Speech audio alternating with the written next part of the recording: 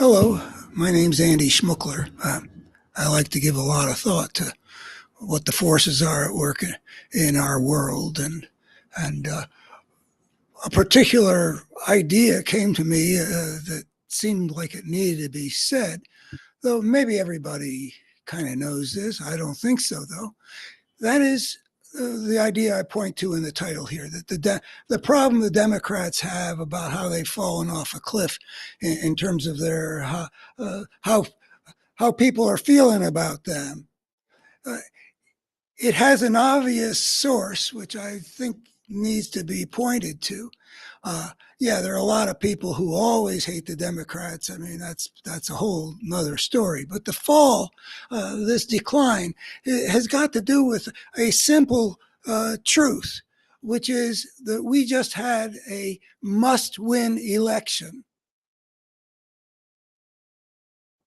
We lost. And our warriors in that must-win election was the Democratic Party. They lost the White House catastrophically, and even the House of Representatives. The Republicans won more seats, in spite of the fact that everything that on the Republican side that got elected was quite clearly the opposite of what any sane, constructive American citizen would want. A morally bankrupt party that's completely subservient to a pathological liar, a malignant narcissist, a man out of touch with reality with a diabolical kind of cleverness that allows him to get power and that continually he will abuse it. As that indicates, I think that the main fault about losing that election, if you want to look at what's really important, it isn't the Democrats that lost it. It's the American people that made a catastrophic choice that no sane people should have been within miles of. I mean, it was so obvious that Donald Trump should never become president again. The guy who wouldn't accept defeat. I mean, isn't that all by itself? The fact that he became the first loser of a presidential election who would not concede defeat, that by itself, and of course it wasn't anywhere near by itself, and yet the American people voted for it. But nonetheless, the Democratic Party had a job to do. It's not clear what better things they might have done and could do. I think, and have been saying for more than 20 years, that Democrats need to be fighters, because what they're up against, and that's the title of that book of mine, What We're Up Against, in the Republican Party since the early 90s, has been an outfit, a force that is so fixated on waging battle to gain more power that you need to counter that kind of intensity with something which is corresponding in ferocity and determination to win. So in a sense, the Democratic Party is at fault, I would say. In some fundamental way, the fault can be applied to the morally bankrupt Republican Party, can be applied to the Republican base that has been choosing the evil and mistaking it for the good, but it also can be applied to the Democratic Party that had, from the time that this transition in the Republican Party started really taking off, had the job of recognizing what they were up against, seeing that this was no longer politics as usual, and fighting the thing the way it needed to be fought. I have some suspicion. I think that Kamala Harris did a great job. I do have some suspicion that she let go of something that was working early on, where she was mocking Donald Trump.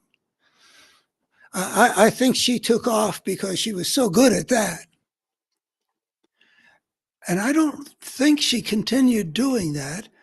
And I don't know that that would have made a difference. But I did write a piece while she was doing that saying the more you could make this strong man look weak, and mocking him and humiliating him in effective ways like she kind of did, say it to my face, that kind of thing. Didn't she drop that?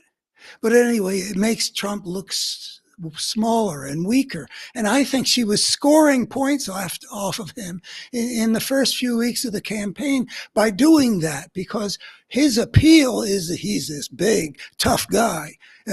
He's not going to concede defeat is part of his thing. He's not going to obey the rules is this thing. You make him look like the human monster that he is rather than the strong man that he shows himself to be in his picking fights and all the stuff that he does that turns on those people who are attracted to strength, make him look weak. I don't know if that's something the Democrats should be focused on now. And it takes certain kinds of talent. I mean, who is it who could take that act and score those points? But we need fighters. We need people, and that's what I said in a video some days ago about Schumer. The problem is he didn't recognize that there was an opportunity to have a fight rather than to take the habitual Democratic liberal position of let's see if we can avoid a fight. The shutdown would be terrible, but the terribleness would be a way of getting the fight engaged so that the people get alerted because we're engaged. I hope that what we're having to do is win a battle for public opinion to bring more of the public to oppose Donald Trump. And I just hope that our system is still sufficiently expression of the will of the people that uh, that popular opinion can defeat Trump. Not forgetting, though, that this was a guy who has never admitted defeat. He never admits anything. So, what's that end game going to look like with a guy who tried to seize power in 2020? Now, I don't know that, but we got to fight what we got to fight. And the Democrats have been very slow to recognize the need to fight. They did not recognize it sufficiently even in the age of Clinton when they went on a real war against this guy. It was the last time the Republican Party dealt with a Democratic president as if he were a legitimate president was Jimmy Carter, 1977 to 1981, and then it's Reagan. Jimmy Carter was treated as a president who, in his own right. The Democrats' failure to protect the nation goes back to how they were unable to show the evil of what the Republicans were doing with the Clinton presidency. Not the lies that they were being, murders in Arkansas and all kinds of things, and Vince Foster's suicide. I mean, they became completely unscrupulous about demonizing the Clintons and illegitimizing them and launching investigations looking for something to impeach him on. When Whitewater didn't work out, it had to be his sexual behavior. There was a fight going on there, and it was one-sided. and it remained one-sided in W. I'm not going to go through the ways that W waged war rather than governed like a decent president. He utilized the war on terror for political advantage over the Democrats, and the Democrats were continuing not to fight the fight that matched the intensity of what they were up against. The Democratic Party is legitimately to be held responsible for one of the necessary defects in America over the last 30 years has been the inability of the Democratic Party and of liberal America in general to recognize what they were up against and to deal with it appropriately. But all that can be healed in terms of how the Republic feels about the Democrats. Now, not everybody who's against the Democrats right now or bad mouths them or has a bad taste in their mouth is on the basis of their failure to keep Trump out of the White House and all that preceded that I've just brought in. But there's a big chunk of America that is eager to love the Democrats. The thing about the political contest in this era is that it is sort of an unmixed sort of dichotomy of parties. The Democrats have been basically right and good, but weak. By right and good, I mean Obamacare was an improvement. The things that Biden got passed were steps in the right direction. There has been a constructiveness about most of what the liberals have been trying to accomplish. The country would be better off if, say, everything that Barack Obama would have wanted to get accomplished if he had a Congress that would have worked with him to accomplish it.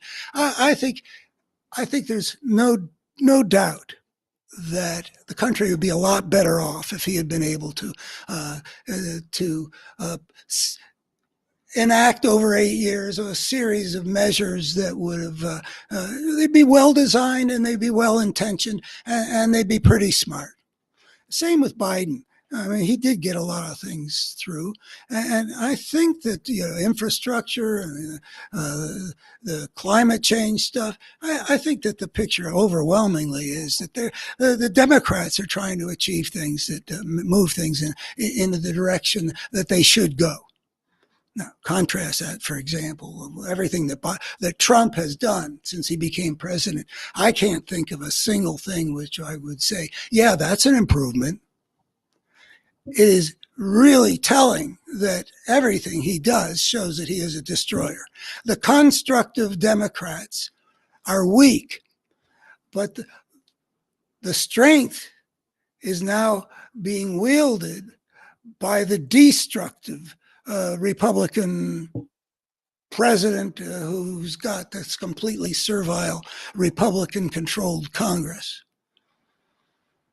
And who knows what all he's got on the Supreme Court. Yeah, we got trouble right here in River City.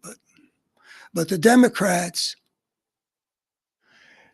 have been weak. The Republicans have been into strong. And the line from William Butler Yeats comes to mind.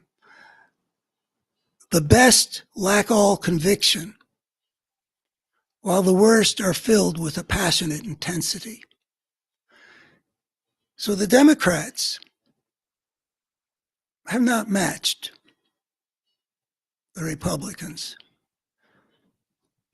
And they do bear responsibility. If you look at the big picture, I don't know whether there is something that could have led to a different outcome in 2024. I've been trying to understand the American people. I mean, I work hard at these things. I don't understand.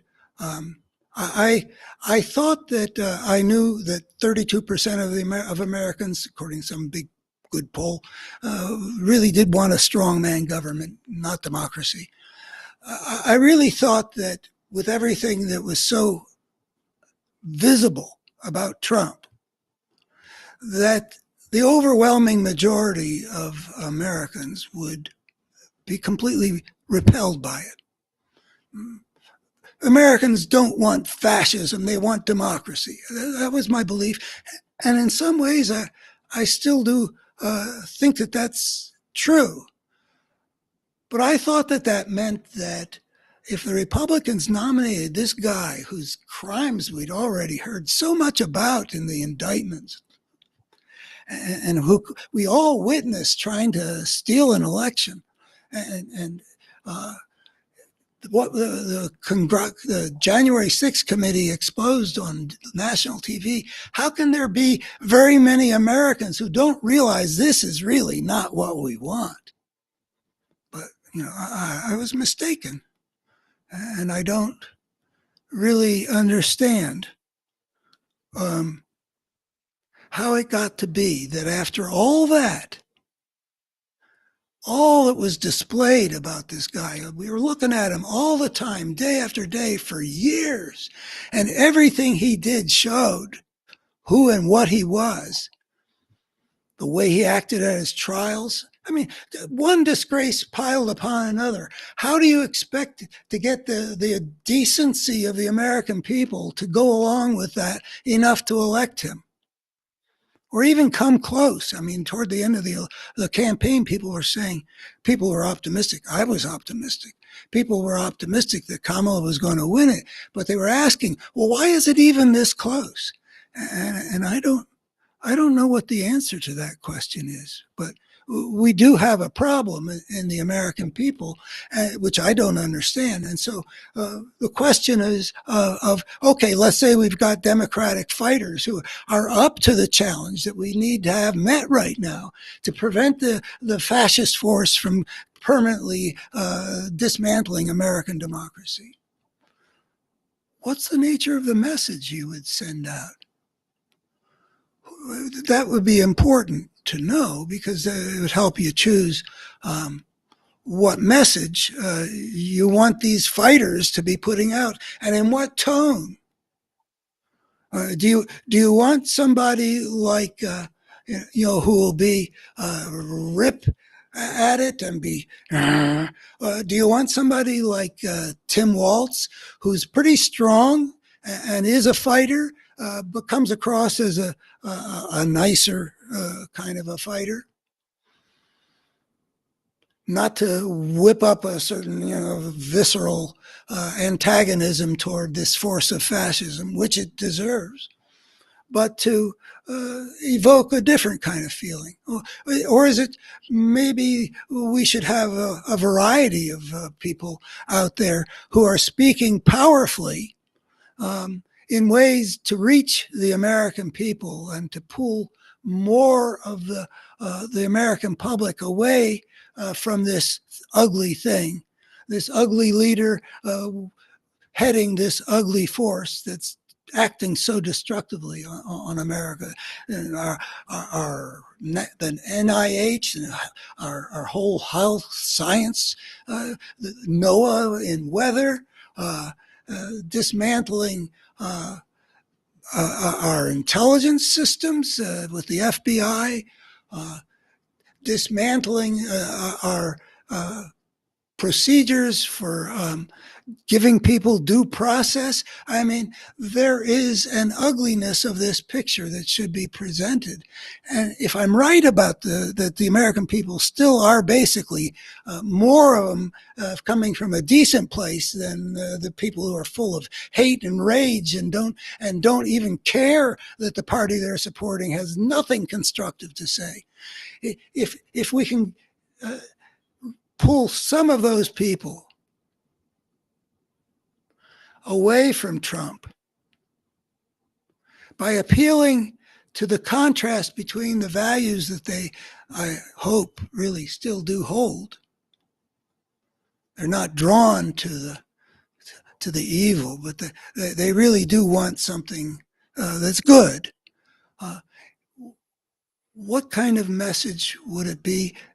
Depends in some ways on understanding where these people are, which I admit that I don't understand well enough uh, to say this is the kind of message that I think we should play a variety of messages. Let each leader plug into the most powerful play. If they were auditioning for a Hollywood movie in which they want the part of somebody who's going to go up against a force of fascism in order to turn the crowd against that force, would they cast themselves?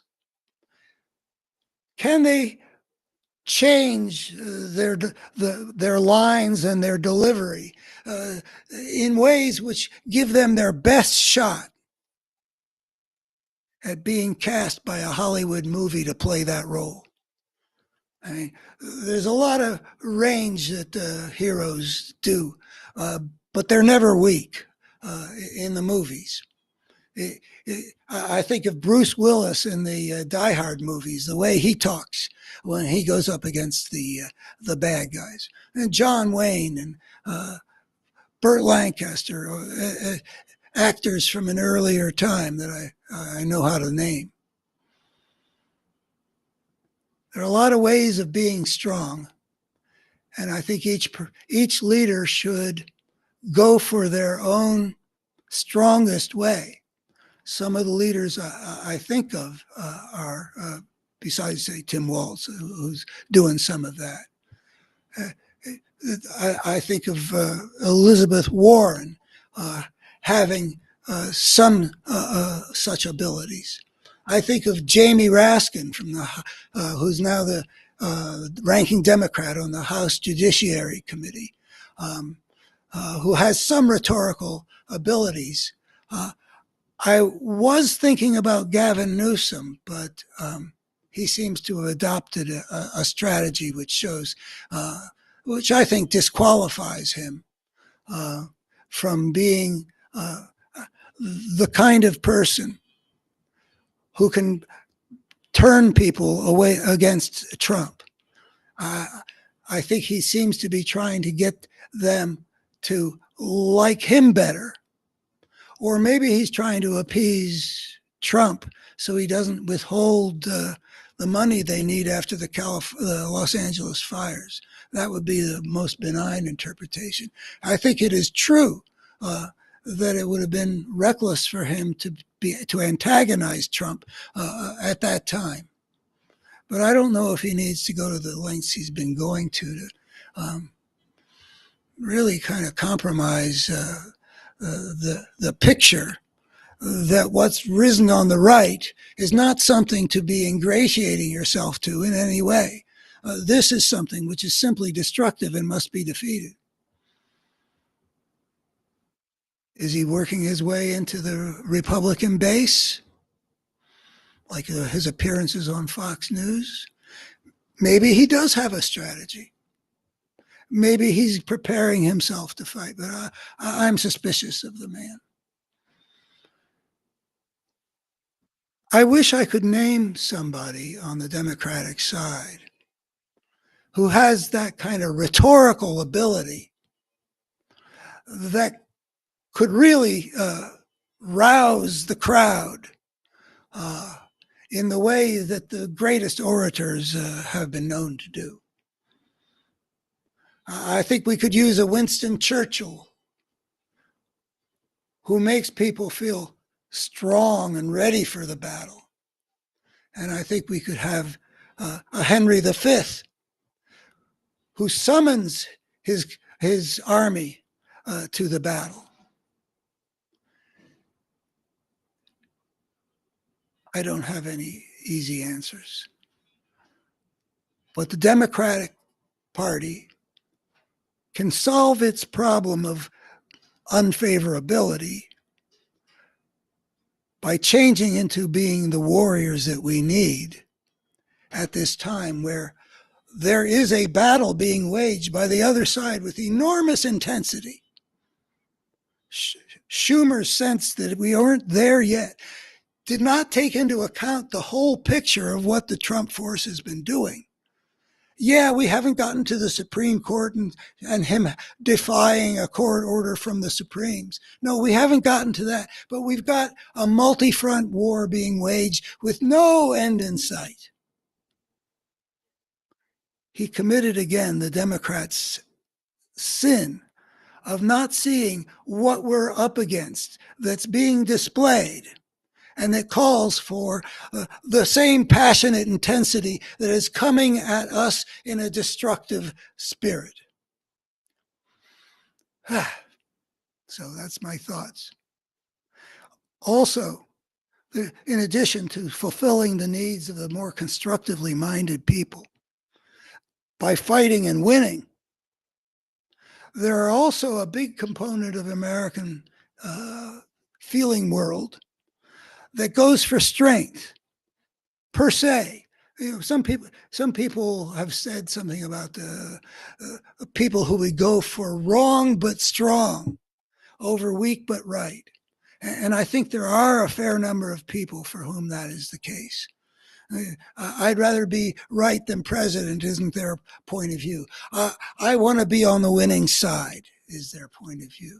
And so the Democrats, in addition to fulfilling the people who wanted with all their hearts for Kamala to beat Trump, also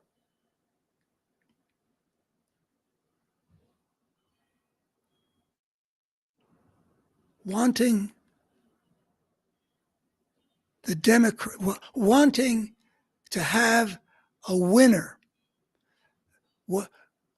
People who are with Trump because he succeeds will be with the Democrats if they succeed. And the way to succeed is to fight with all your might in the most effective ways you can come up with and prevail. My larger picture is on betterhumanstory.org. It's a story of the human species that, by becoming the civilization creating creature, unleashed a destructive force, inevitably. And it also can be connected with, and that helps us understand what we're up against here in America. And I think I'll be back with another thing shortly about how things can come together in a coherent force, as has happened on the American right in our times, and is now giving us this terrible crisis about whether American democracy will endure, or whether a fascist society will emerge out of it anyway through this Trump force and whatever comes later. It is an integrated picture. I've been working on it my whole life. And I invite you to go there to betterhumanstory.org and check out whether something coherent and illuminating gets presented, please.